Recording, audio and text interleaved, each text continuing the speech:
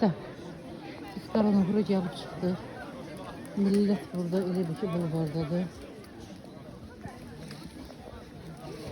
Biz yer axtarın ki. Evet.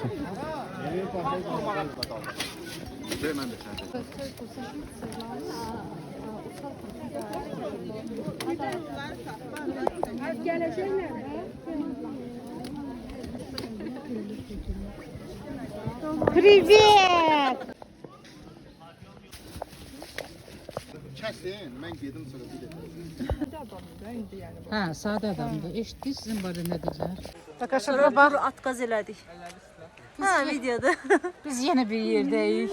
Bəli. Tak что bizim kızlar harda? Fərqli yerlərdən Ha gəlib. ha ha.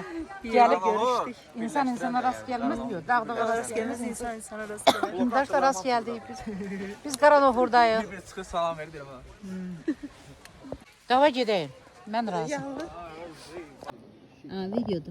Olsun. Foto da eləyə Sən olsa korporativ heç kimə deyəməzsən gəlmə. Deyəcək ki, sən gəlmədin, sən gəlmə, mən də gəlməyəm.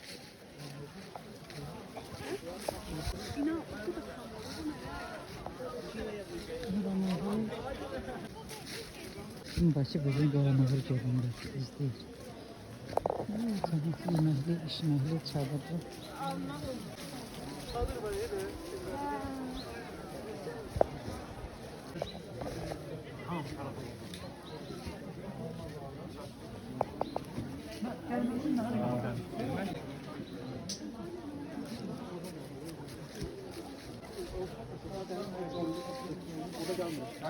Adam olan yerə. Kimsə məni öldürdü.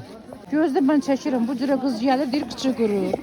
Bura doğğa yeri. Gəncə doğğasıdır. Hə, dağın başında canı doğğa pişiribdi. Baba bu doğğa yeyir. Burada pişirmişsiniz doğrudan. Ciddisiz. Ne balonu görmüşsən? Adama verir. Stəkanları götürün gəlin. Ben özünüze satayım et olmaz ha. Hamı yeyib.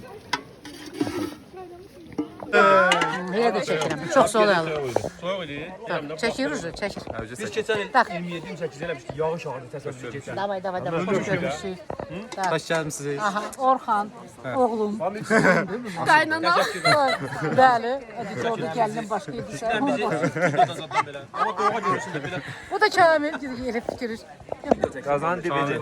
Qazan dibdə doğğa çatmadı. Malades, bərəkallah. Demək Qaranahurdayıq. Doğğa pişirmiş. Doğğa pişirən bilməyən xanımlar varsa Kamilə müraciət eləsin. Ha, sağ ol. Oldu.